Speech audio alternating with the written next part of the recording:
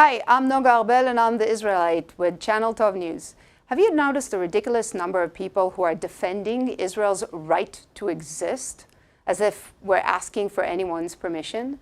Did you notice that usually that argument is a prefix to denying Israel's right to take the measures necessary to ensure its existence? Did anyone ask if the United States has a right to exist after it was attacked on 9/11? Was that question even raised when the US attacked Afghanistan, who was harboring the terrorists it was fighting against?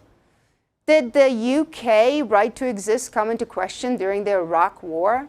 Did anyone ask, should Russia exist, having seen it undermine its neighbors for years? A process, campaign even, that culminated in an ongoing war in the Ukraine that was attacked unprovokedly?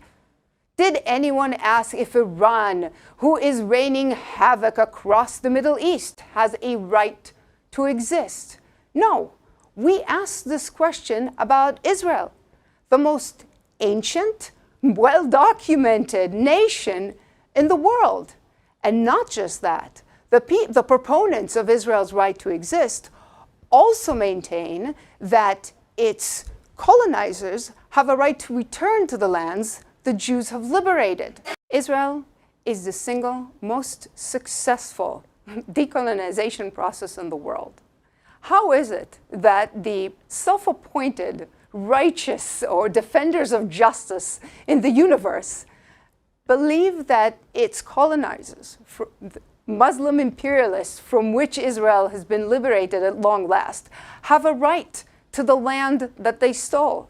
Why are they keeping descendants of Arab colonialists in abject poverty and a perpetual state of refugeeism for 5 generations now, most of which are Muslim Arabs, but obviously not all, because Palestinian nationality is made up of many nations and religions that have only one thing in common: their hatred for Jews, undermining the existence of the State of Israel, the only state, the first state, the origin of all states and of the concept of the nation state.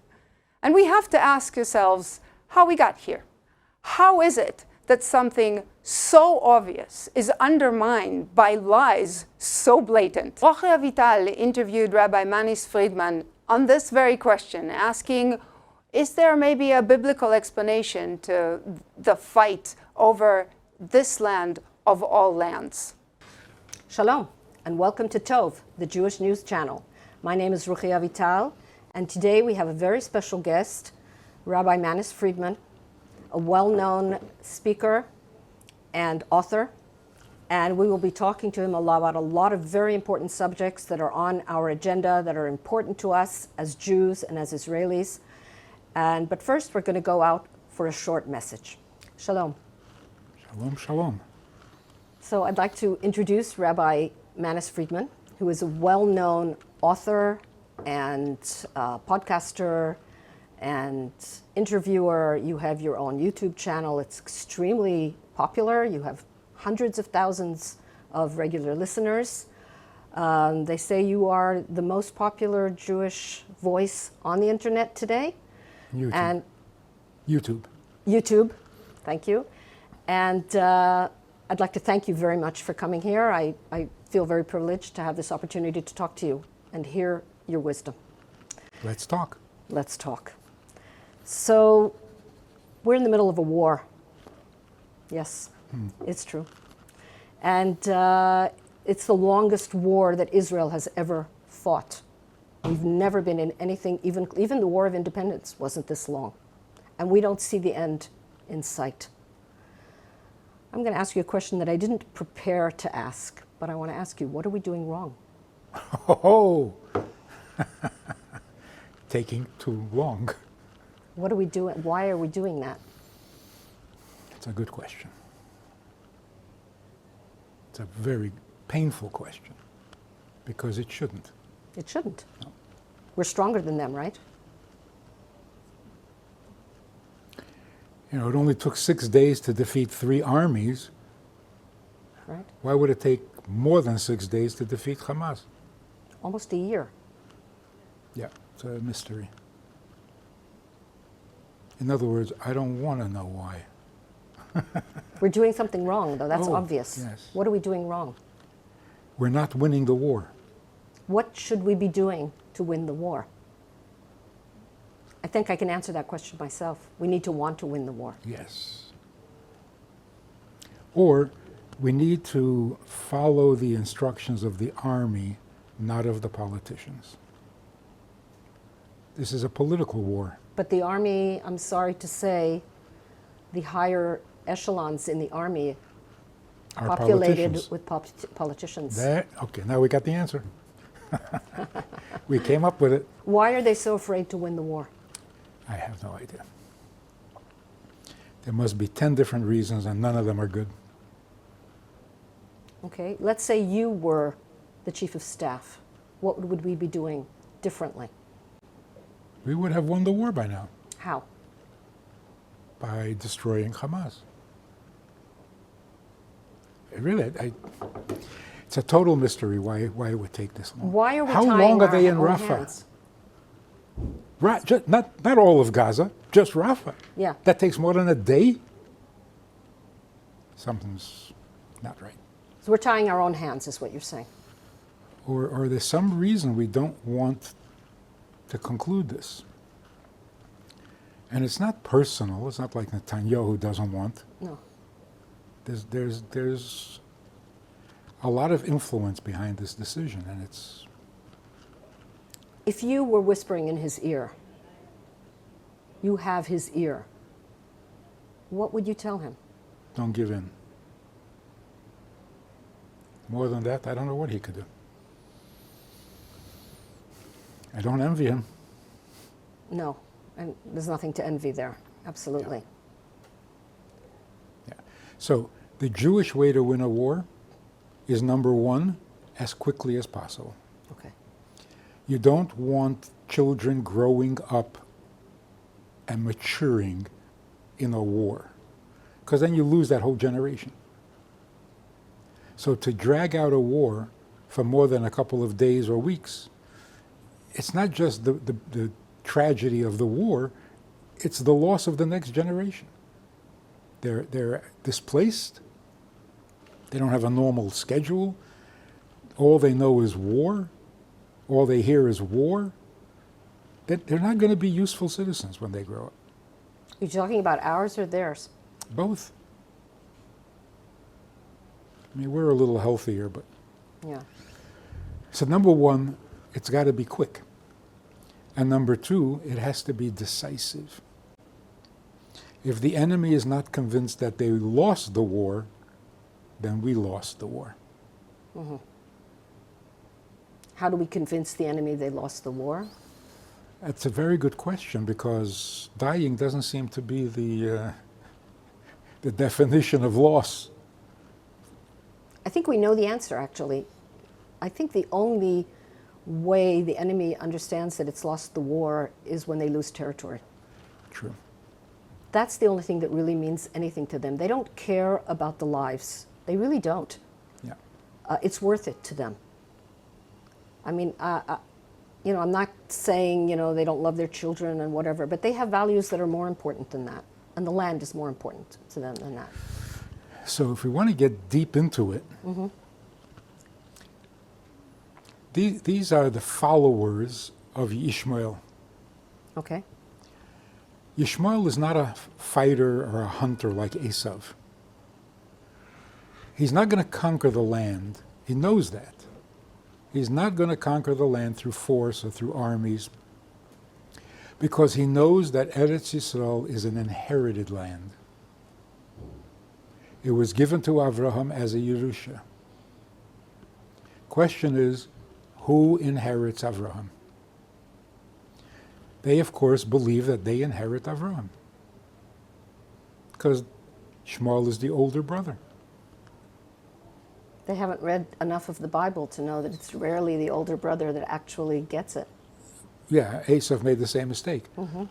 But Esav thought he could conquer the land because he's a fighter. The Crusades, and Esav realized You cannot own the land, Israel. You can't own it through conquest. Everyone tried, no one succeeded. Not the Romans, not the Greeks, not the Persians, not the Babylonians. They occupied it, but it never became little Babylon. They even changed the name. And it didn't work. And it didn't work. Right. So they realized you can't. So they basically gave up. But Yishmael says, the only way to own this land is by inheriting? Well, then I inherit.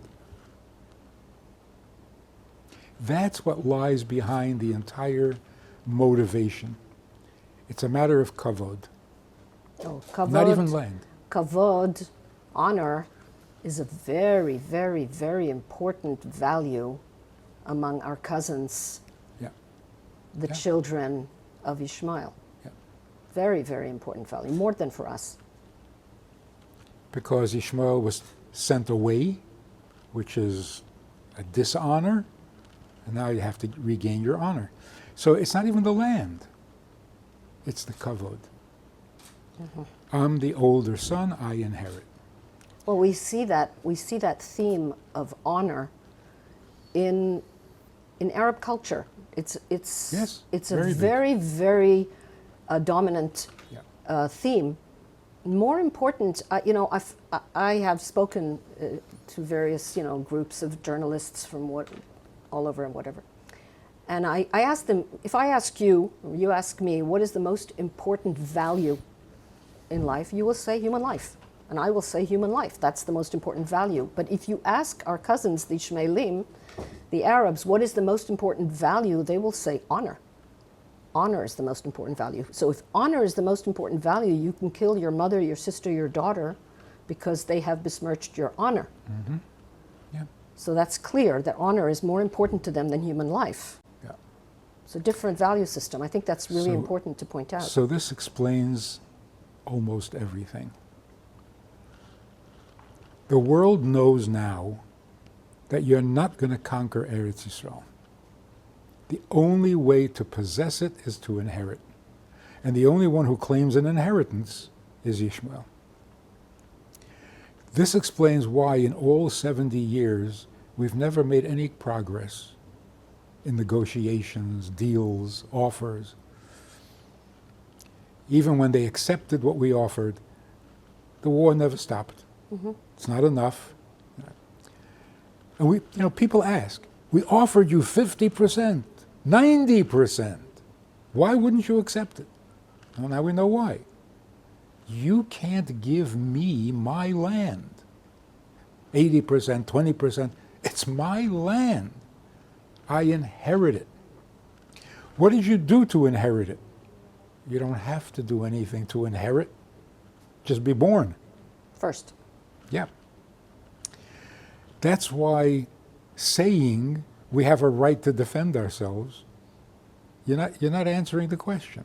They say, what are you doing in my inherited land? And you say we have a right to defend ourselves. Get your own land and defend yourself. And we say, we're the only democracy in the Middle East. What's the difference? It's not your land. They claim we're not the real Jews. Because if we are, we inherit. So who are the real Jews? Lost, gone, whatever. Also, every baby is the enemy. Because every baby inherits. So if there's one Jewish baby in the world, the land could be all his. Explains everything. And what it tells us is, answer the question. If you want to resolve the problem, deal with it. They say they inherit, and we say, Let's share. we'll give you 2 states. That's it. What do you mean 2? You're going to give me half of my country? All right, so what is the answer? So what is the answer? The answer is Muslims have a lot to be proud of. Number one, like Avraham, They never got into idolatry. There are no icons, there are no statues, there are no pictures, isn't it? Number two, they're circumcised, like Avraham. On these grounds, they claim to be the inheritors. But they're not biological descendants. They're intermarried.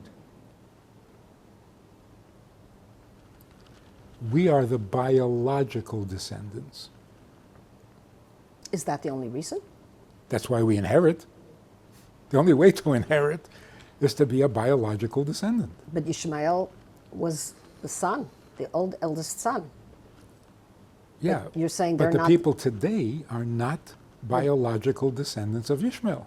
And if they were, Then we would have to fight. and we are fighting. And we are fighting. So some of them might be. But the real answer is, the Torah says, Sarah said to Avraham, send away the Handmaiden. maid and her son, because he will not inherit with Yitzchak. Avraham was hesitant. He liked Ishmael. He loved him. Yeah.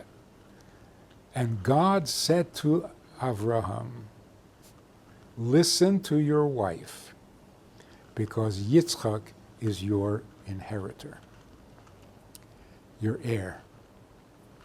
It's as clear as can be. So God says the land is inherited by Yitzchak.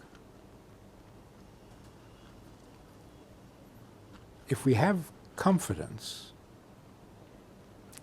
and the Muslims are religious people, if you make them aware of what God said, they will not only stop fighting, they will take down the mosque so that we can build a Beit HaMikdash. That sounds impossible. Too good to be true? Absolutely. A religious person has to have a religious motivation. Okay. We've never given them a religious motivation. How do we do that? We're a democracy, we're defending ourselves, we were here first. Answer the question. They say they inherit. Your answer is? Let's share. Yeah. Trying to prove that we were there, David HaMelech was there, and Shlomo HaMelech was there. Answer the question. How do we answer the question? You get up in the UN and you say, people, have you read the Bible? It says Yitzchak inherits. Say it with confidence, everyone will quit. There was a story when Golda Meir was prime minister. She was coming to the United States for a summit meeting. President Nixon, I think it was. Before she arrived, there was a press conference. United Nations. The spokesman for the administration was talking to the press. And he made a comment, I just hope she doesn't come here with a Bible under her arm and say the land is ours because it's in the Bible. And everybody laughed. Good joke. But the editor of the Yiddish paper was there at the press conference. So he said to the spokesman, he said, would it bother you if she came with a Bible under her arm? And he became serious and he said, look, we're not officially a Christian country, but if the Bible says, what can we say? We don't realize how powerful the truth is. You simply state the truth. So I said this to many rabbis, and they said, well, of course, you can convince me, but you say it in the UN, nobody will buy it. What are you saying? That if you tell the truth, it won't work? Well, in that case, keep lying. Then you've given up the ship. I'd like to thank you very, very much, Rabbi Manis Friedman, for joining us here today for this very, very interesting discussion. I hope we can continue it, perhaps by long distance in the future. I've done that. It's doable. And I'd like to thank our listeners and viewers and remind everyone to click on Tov on your YouTube and all the other various channels that are available. Thank you very much, and shalom.